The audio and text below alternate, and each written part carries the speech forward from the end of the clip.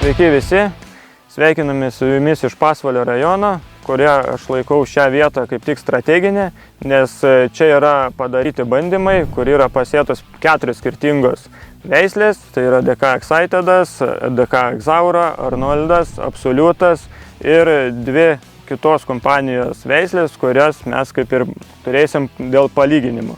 Pirmas laukas yra pasėtas su Top Down plus Biodrill, tai yra sėklos išbarstytos pakrikai ir po to privuluotas. Antras laukas yra pasėtas rugpjūčio 13 dieną su Horsch Focus. Taip pat kita dalis lauko, to pačio lauko yra pasėtas su Top Down kaip palyginimu. Ir dar vienas laukas, trečias laukas yra pasėtas su Horsch Fronto ir jis pasėtas yra rugpjūčio 16 dieną. Šiuose laukuose jau kaip ir viskas yra atlikta, kas reikalinga iš rudens rapsams.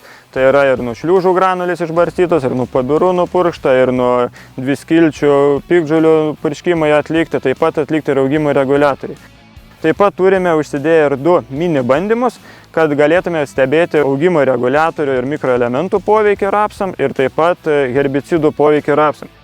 Esame prie mini lauko bandymo, kur buvo atliktas bandymas su herbicidais. Visas laukas yra nupurkštas su metazamiksu ir belkaru. Norma buvo purkšta 0,5 metazamiksu ir 0,25 belkaro, o šita vieta buvo kaip tik uždengta, kad tie herbicidai neužsipurkštų.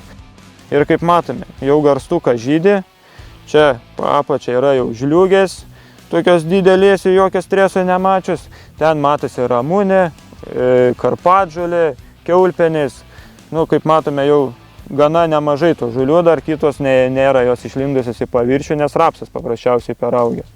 Kadangi šis laukas buvo sėtas tiesiogiai ražiena, jame jau vyravo gana didelės piktžolės, bet panaudojus metazamiksą belkarą, tai pamėginsiu išrauti, kaip matosi, net tokio didumo ramunės jau yra paveiktos.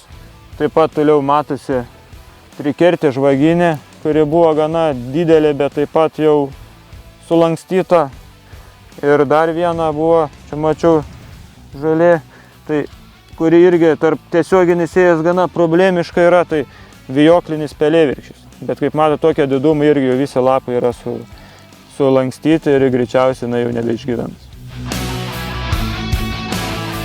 Taip, esame prie antro bandymo, kur buvo bandymas atliktas su augimo reguliatorium. Tai kaip jau dabar matome, kad šis kvadratas yra truputį aukštesnis ir jo spalva yra šviesesnė nei visas kitas likusis laukas.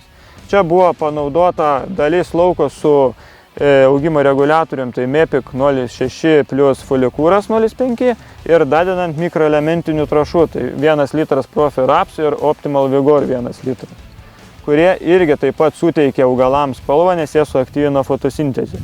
O kaip matom, šitą vietą, kur buvo neužpurkšta, žymiai šviesesnė. Ir dabar padarysim palyginimą juos išrovę. Išsirovus rapsus, kuris vienas iš jų yra apdorotas augimo reguliatoriais ir mikroelementiniam trąšom, o kitas buvo neapdorotas, nes buvo paprasčiausiai uždengtas.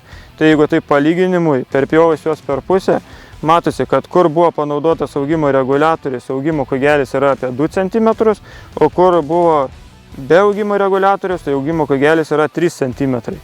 Tas 1 cm prie žiemą labai daug ką gali lemti, nes jeigu žiema bus šalta ir rapsai bus ant išgyvenimo ribos, tai pirmiausia, aišku, kris rapsai tie, kurių augimo kogelis labiausiai pakilęs. Tai sveiki visi, esame Pakruojo rajone, stovime rapsų lauke, kur yra atstovaujamos 3 Candagra veislės, tai yra Exaura, Excitedas ir Arnoldas. Pirmasis bandymas yra atliktas su inokulentu. Tai inobrasika buvo panaudotas visose veislėse – Exaura, Excited ir Arnold. Taip pat palikome ir kontrolę, kurioje galėsime pamatyti, kuom skiriasi apeltos veislės ir neapelta. Antrame bandyme yra panaudotas belkar ir metazamix, pasižiūrėti, kaip būtent šis herbicidas susitvarkė su piktžolėmis rapsų lauke. Šiame lauke problematinė piktžolė yra trikertė žvaginė. Bandyminėme laukelėje, kaip ir tikėjausi, piktžolės ir toliau vegetuoja, o pasivaikščiojus rapsų lauke galime matyti, kaip efektyviai produktas suveikia. Trečiame bandyme matysime, kaip augimo reguliatorius MEPIC ir pridėtos huminės bei fulvo rūgštys humi ekstrakt padėjo susitvarkyti su būtent rapsų augimu.